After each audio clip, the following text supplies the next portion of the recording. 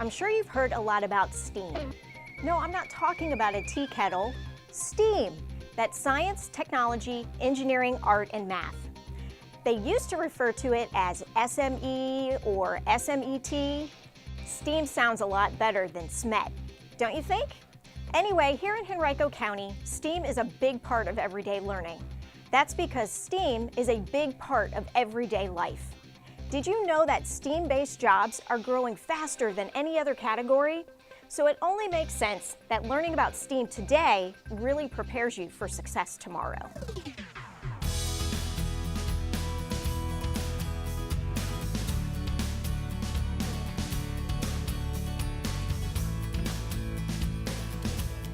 Girls in STEM Day was a day planned for elementary school girls in grades 3 through 5 to come together and be inspired about science, technology, engineering, and math. He's going to register that code. We had 162 3rd through 5th grade girls from the feeder schools for Short Pump and Holman registered to come to this event. Girls, when you look at the numbers, are very underrepresented in STEM fields as professions. And so this was about getting them to just get in there and get their hands active and dirty, so to speak, and have fun really exploring without any type of school grade associated with it. Good job, girl in STEM. We really did plan this day with girls in mind, that we wanted it to be all girls together. There were only a couple of males in the building, myself and then a couple of the administrators that were there, but we weren't really running anything. We were just kind of making sure everything went well. It was all run by females, and the girls had a chance to see role models in structural engineering, coding, crime scene investigations. Wait, what's the total again? 3,100? The FBI did how they used math to solve, for example, a bank crime. And they kind of set up an escape room type idea where they had to use some mathematical equations and solving problems to solve this mystery and what happened in a bank heist. Wait, I have an idea on how we can solve it. We had a math teacher who presented on kind of the magic and the math behind solving the Rubik's Cube.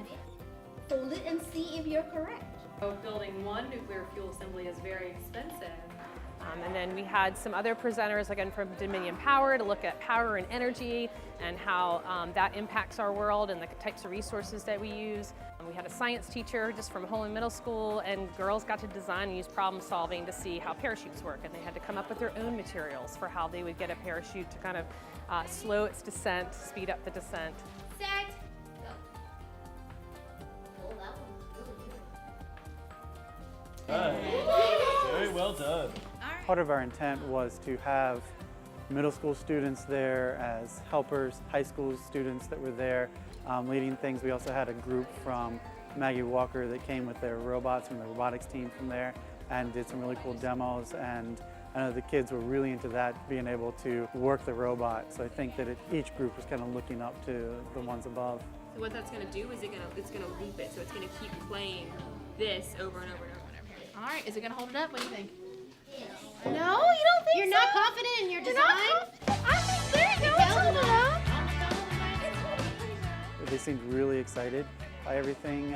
Just overhearing kids as they were coming into our sort of wrap-up session, and they seemed to think, a couple of them were like, this is the best day ever. Every single thing that you guys saw over there, you guys can try to mimic it or create your own. Let's take them all back up and let's drop them all at the same time. Connect it to the 5 and the 1. Many girls came away saying, this was the most fun thing I've ever done. And I hope that we can continue to offer these countywide and expand this program for years to come.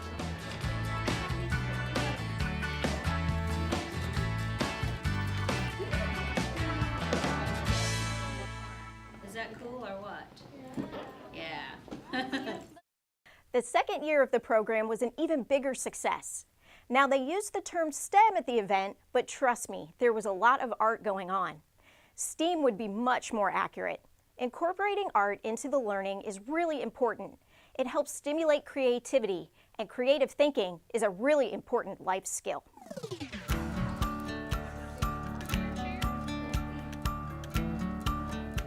The idea of the class was to teach something where middle school students would get an opportunity to work with materials or ideas that they wouldn't normally get inside their middle school art classroom.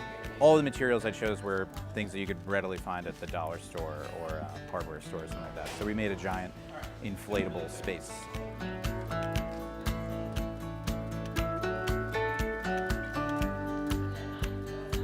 As we blew it up, it started to get large and it started to actually hold its own weight. And once it gets to that point, you can cut an opening into it and then the students can get inside. And then that's really where the payoff is, where you can start talking about the idea of space and intangible space versus this created space.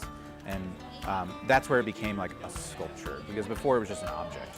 The goal there is to broaden their idea of what a sculpture can be, because when I asked them at first to list sculpture materials, all they said was clay. 4.5 feet tall, but it's 14 feet long. There's a lot of implications, especially thinking with math, and even going into physics. When you cut a slit into a giant inflatable, you have to cut it vertically, because the pressure that it from rising will keep the slit together and none of the air will escape. But if you cut the slit horizontally, its weight will cause it to collapse. The goal of this whole class and the after-school program was for me to give them skills. Not necessarily make something they could take home, but this skill they could apply in the future. If they were doing like a church play, or they needed a backdrop or a big thing for their little brother's like birthday party. This is something they could do or bring into their own life, which I think is where our art room or what we do as artists and our teachers sort of transcends my classroom.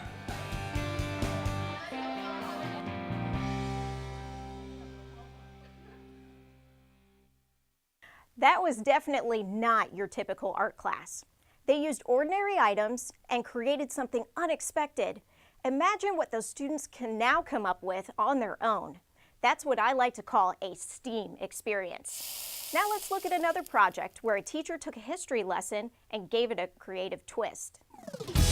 Let's have one Rosa Parks fact. She was riding the bus and she was I really just wanted to activate their prior knowledge. So in order to build background, we brainstormed who some of the famous Americans that we've studied in past years and what some of their contributions were. What you're going to do this time is you're going to show me your famous Americans. Then they were to go through our Google Classroom link where they went in and created almost like a Pixar short film illustrating their chosen famous Americans' contributions. You may draw, you may use the available pictures, you may use So we were using ABC Animate, which is something that I showed to Cheryl in her class. So today they used that to showcase different famous Americans that they've learned in the past. Clip by clip, frame by frame, they're really having to break down that big picture and incorporate more of the how and the process of it. He was born in Virginia. And it's kind of a back door for me to get them to think of that stuff. All right, save. Because they're tested on it in 3rd grade, but they learn in kindergarten, 1st grade, 2nd grade, 3rd grade. So they have a lot of review. So it's a great way for her to quickly assess who knows which famous Americans, what do they know about them. And then it's fun for them because they don't realize that they're being assessed. They just think that they're making a movie. So that bus is going to be a symbol of Rosa Parks, isn't it? Mm-hmm. Good job. Those students were really excited about creating animations. That motivated them to do more research on their historical figures.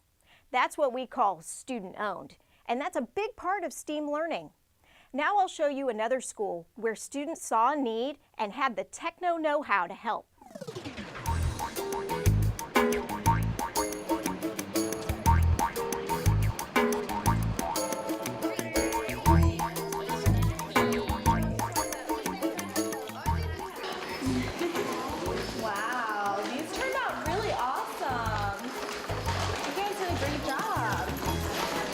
Our school was one of the first schools to get a grant for a 3D printer. And of course, when you tell the kids that you just got a 3D printer, everybody's excited to use it and what kind of project are we going to do? Basically, we were supposed to design any object that could help any animal at the SPCA. We were given ideas like it could be a scratching post, a brush, maybe a toy they could play with. The kids, for their language arts SOLs that were addressed, we did a ton of research about what are these animals even going to like. They found out you know, what colors pets prefer, what sounds pets prefer. So a lot of research went into the initial design. We did a 3D printing project where we went on a website and we designed, called Tinkercad, and we designed what we wanted to make for the dogs and cats at the SPCA. At first I had the pyramids, which looked really sharp, and I didn't want it to scratch the animal's fur. So then I saw these things, and they looked like they'd be really nice and kind of massage the animals as they brushed the animals out. After they had come up with the initial design, we actually had a guest speaker from the Richmond SPCA come and talk to my class. She did a lesson, you know, one of their general lessons just about everything, but then she actually looked at our designs to make sure they were safe for pets. You know, she helped us with sizing, she helped us with what they would actually allow the pets to interact with at the SPCA. As a follow-up, we got a field trip approved to go and test our designs out. So I think that was very empowering for them and a really good follow-up for all their work. I think it was just a really good exercise in problem solving, really good exercise in critical thinking. You get them in front of the computer and they kind of know what the end result is going to be, but there's a lot of that try again.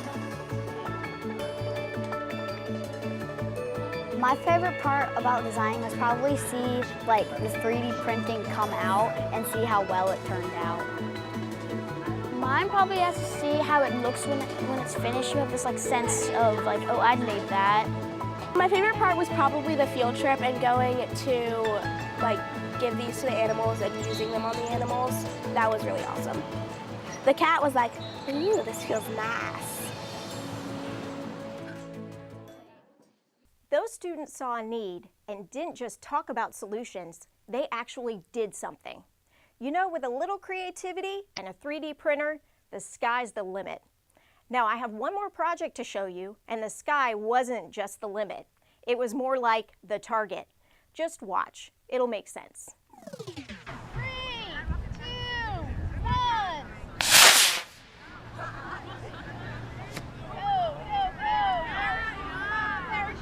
We had a rocket launch day at the Hunton Recreation Center out in Glen Ellen. The kids started out by doing a unit on rocketry and space in their gifted resource classes.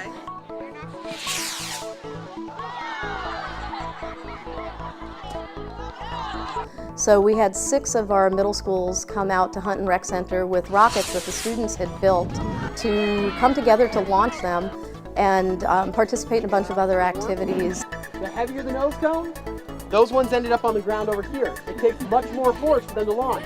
The one with the lightest nose cone went the farthest. I think it was really cool because you got to build a rocket, but you also got to talk to different schools. You got to be in groups of kids that you don't normally talk to.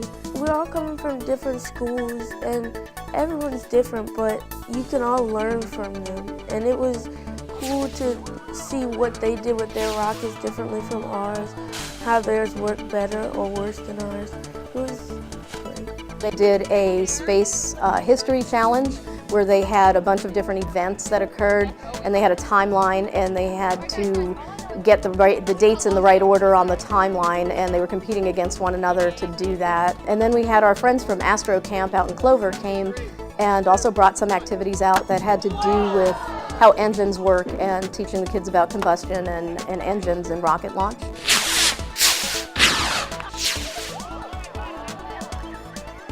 It was almost like a sense of pride because you start off building your rocket and then in the end it all comes together and it works and it's really cool. I think it was a really great project because for one it was really fun to be able to watch what we built actually work. Just that the hard work we kind of put into building the rocket, I just think it was really fun being able to watch our rocket actually do what it was supposed to do.